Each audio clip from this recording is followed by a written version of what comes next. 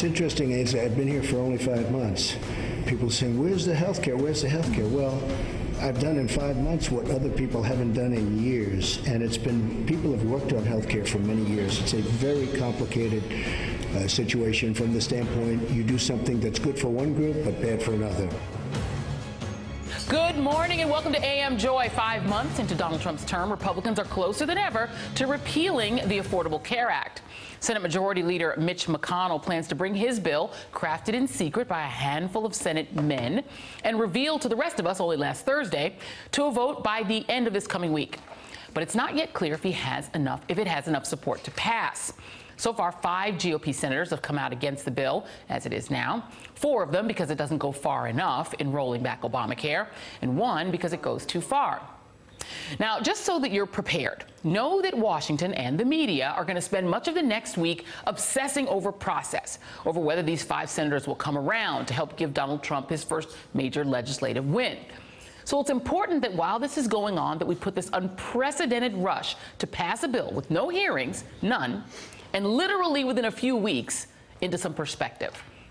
The debate that Senate Republicans are having is not about health care, not about health care at all. You heard that yesterday on this show when we talked to a Republican congressman, not about health care, but about taxes.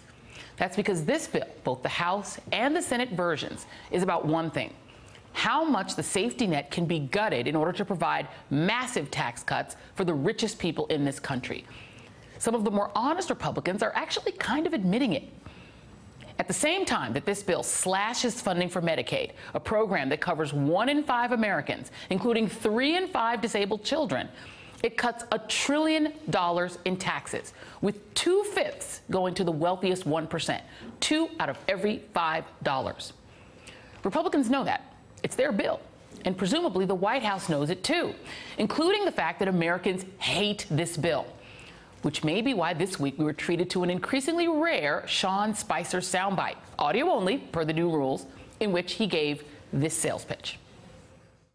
He's talked about having heart, and he likes a lot of the reforms that have been in there. He's committed to making sure that no one who currently is in the Medicaid program is affected in any way, which is reflected in the Senate bill, and he's pleased with that. Joining me now is Senator Sherrod Brown, a Democrat from Ohio. Senator, thank you for being here. Let's start sort of big picture, and then we'll zoom in more on your state of Ohio. Medicaid covers 20% of all Americans. It covers 49% of all births. It covers 60% of children with disabilities and 64% of nursing home residents. How are your colleagues on the other side of the aisle justifying giving tax cuts to the rich in exchange for hurting those people? Well, they deflect attention from that. That's why your open was so important, that you point out that this is primarily a tax bill. A tax bill should be gone through the process as a tax bill, not as a health care bill. One thing that the only thing you left out, Joy, is that those meetings that you said are all male senators and all white male senators, and in McConnell's office, the people you left out were the insurance company lobbyists and the drug company lobbyists and the medical device company lobbyists. So while you say $2 out of $5 are tax cuts for the 1%, true, the 400 richest families in America will average a $7 million tax cut. There's huge tax cuts for the medical industry too. That's why those drug company lobbyists, insurance company lobbyists, medical device lobbyists were in there writing the bill too. So you start with that. I don't know how they justify doing this. A huge tax cut, a huge wealth transfer from middle class, working class, working poor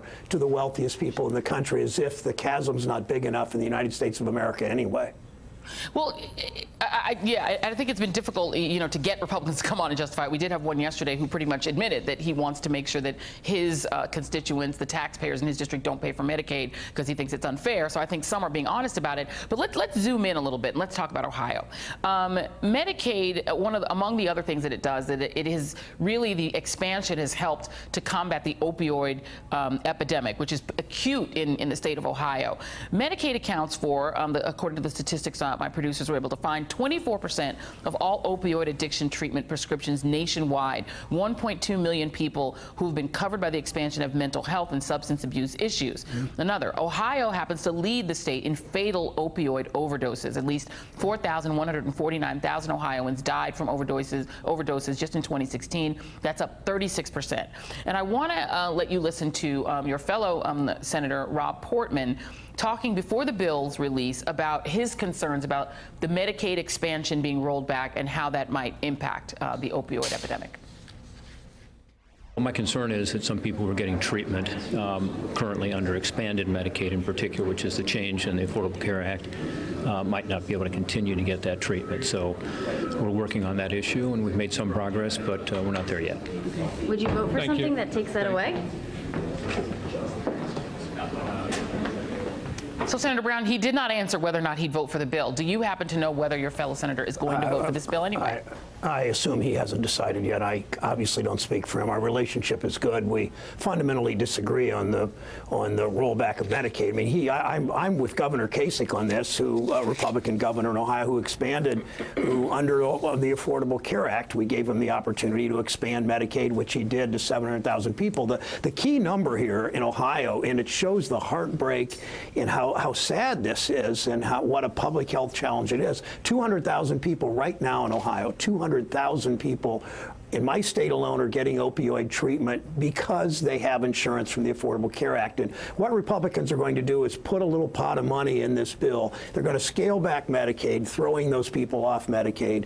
They're going to put some dollars, a little pot of money, and they're going to say that's to take care of opioid addiction treatment. But you don't treat it with a grant. You wouldn't cut cancer treatment and say, okay, we're going to give you a federal grant to do cancer treatment. You want to insure people so they can get everything from education to prevention to counseling to medication-assisted therapy. It needs to be a comprehensive health care program for each individual Medicaid beneficiary, and that's what Medicaid does. A grant like this will do nothing. So I'm hopeful that Senator Portman and Senator Capito in West Virginia, who are getting it every bit as badly, the opioid epidemic's just as bad in that state as mine, that they stick with the Medicaid way of doing it, because it's the only way to address this public health crisis. And Avik Roy, who was on our show yesterday, a Republican, who's been working on these health care issues for a long time, used to work with Mitt Romney. He has called this bill, if it passes, a positive, revolutionary change, because in his view, replacing Medicaid, the Medicaid expansion, with refundable tax credits for people who are 125% of the poverty rate, giving them refundable tax credits is a better way for them to access health care. What do you make of that?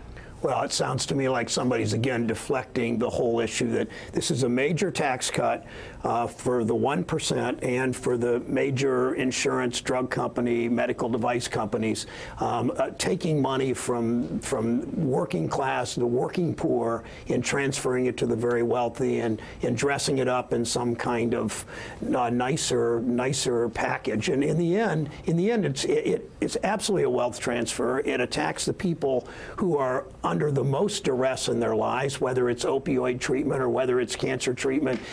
Keep in mind, Joy, most of these people that are getting assistance under Medicaid expansion are people that have jobs. They just don't have the benefits that you do in MSNBC, the health benefits, or I do as a member of the United States Senate. This is what's particularly morally reprehensible about this. You've got 250 or 300 members of the House and Senate who have taxpayer-financed insurance, paid for by taxpayers, taking insurance away from so many others so they can give the wealthiest people in this country a tax cut. And that's what's so reprehensible. I ask people to go to SherrodBrown.com, sign our petition to fight against this in these last 3 days. It's going to be a close vote, and everybody needs to weigh in across the country with their House members and their senators. Senator Sherrod Brown, thank you so much for joining us this morning. Thank you, Joy. All right, and joining me now, Michelle Bernard, columnist at Roll Call, Jennifer Rubin, opinion writer at The Washington Post, and Michael Steele, former chairman of the RNC.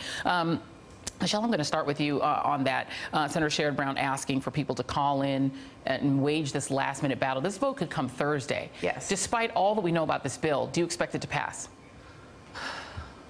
You know what? I can't even tell you. I just don't know. It feels like it's not going to pass. I hope people will call in and go into his website the way he asked. From a humanitarian perspective, the argument that we're having about opioid use and how to treat it is important. From the perspective of an African American, I have to tell you, I'm reading all the articles, I'm watching the arguments. I just listened to Sherrod Brown. He used the word sad, heartbreak. There are other people who have said we can't arrest our way out of this problem. I'm hoping African Americans in particular are paying attention, because the health disparities are amazingly embarrassing.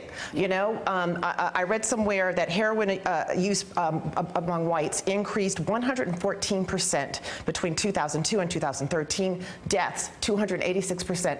No such discussions when black families were being ravaged by crack. The way the U.S. government responded to the crack epidemic was not treatment. It was not a bill.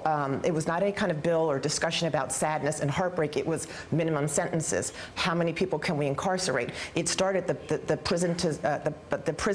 school to prison pipeline. We need to have our voices heard and demand that not only does it not pass, but that people focus on health disparities so that communities of color, women, and the most vulnerable are not constantly tramped upon. Yeah, it is interesting, Michael Steele, that you have at the same time that we are having this, you know, really I think important discussion about opioid addiction, what to do about it. You have the Attorney General saying we're going to arrest more people. So he's essentially, you know, to Michelle's point, increasing the pipeline of black and brown people into prison. At the same time, we're trying to have this opioid addiction conversation. So that is interesting. But it is also interesting, Michael Steele, that all of this discussion that we're having about those important issues is taking place at the same time. Republicans really are trying to pass a tax cut here. Tom Reed, who is, I give him credit again, I give him great credit for coming on the show. We don't often get Republican members to come on the show, so I want to give him credit for doing it. But this is Tom Reed yesterday talking about what I think is the core issue in this bill. It's not what Michelle was talking about, it's tax cuts. Here's Tom Reed. There's no doubt I believe in reducing the American tax burden, and that includes what we've done here in this bill. And at the end of the day, you know who foots the bill is hardworking Americans that are paying the costs where those taxes are assessed back to. And from my perspective, anything we can do to alleviate tax burdens is in the right direction for the America's future. I mean, Michael Steele, it does seem that your party, the success that they've had here is essentially pitting taxpayers, homeowners who pay property taxes, people who don't like taxes, against poor people, old people, and sick people. That's working, right? Well, I don't know if it's working. We'll see how this all plays out in the end. I do accept the general premise that this is about taxes. It obviously is. Congressman English of Pennsylvania said essentially this is about getting the tax and revenue issues off the table, and one way they can begin to do that is by going through this bill the way they are. The problem I have with all of this is twofold, Joy. One is this is not a very smart legislation. It is very bad public policy, and politically it's stupid. Because what you've done now is expose the party on an issue that they think will be gone. They think this time next year, going into the fall election, this won't be an issue. Trust me, as the brother who brought the health care fight to Nancy Pelosi in 2009 and 2010, this will be an issue for Republicans in 2018 because of the impact it's going to have on everybody. And so it's not about just doing health care reform, it's about doing it right. And all the Senate has to do and all the House has to do, quite honestly, is just take your time. Do the very thing that you claim Democrats didn't do in 2009 and 2010. Bring all the stakeholders to the table. Have the public hearings. Take your time and do the bill in a way that when it's said and done, you can look the American people in the eye, more importantly, that mother who's gotten health care for a child for the first time, and say, you're protected, you're going to be okay. Yeah, and Jennifer, you know, and to Michael Steele's point, one of the reasons that Democrats suffered so much in 2010 is they did a whole summer of hearings, those Senate Finance Committee hearings. Most Americans had never even heard of the Senate Finance Committee, never thought about it. They watched these hearings, the sausage being made all summer, and Republicans, led by then Michael Steele, were able to make hay out of it. make town hall hay out of it, and make the Democrats pay for trying to expand health care. Now you have this secretive process where essentially Republicans are admitting we're willing to take health care away. We're willing to get rid of the Medicaid expansion, take those people off the rolls because we want tax cuts. And the polls show Americans hate it. When it comes to health care, this is the most recent NBC, I believe this is our poll, NBC Wall Street Journal. Which party do you think would do a better job on health care?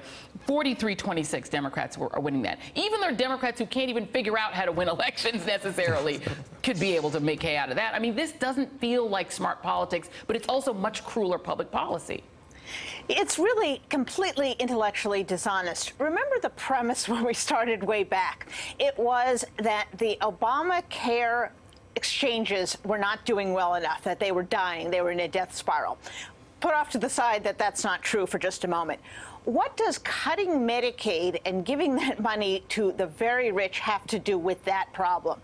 It's completely irrelevant. So the major part of this bill, which the Republicans seem to love, the cutting the Medicaid and giving it to the rich people, is unrelated to their argument over the last 7 years that Obamacare can't be fixed. Then let's see what they're doing on the Obamacare side of things. They said, well, we will fix it for a couple years, and here's how we're going to do it. We're going to put some money in, and then it'll be good for a couple years. You know what? They could do that for many years, and they could fix those exchanges. Instead, they're giving tax cuts to the very rich. Yeah, and at least in some cases admitting that that's what they want to do. Michelle, Jennifer, and Michael will all be back. All right, and next up, Syria and North Korea put Donald Trump's foreign policy to the test. Stay with us.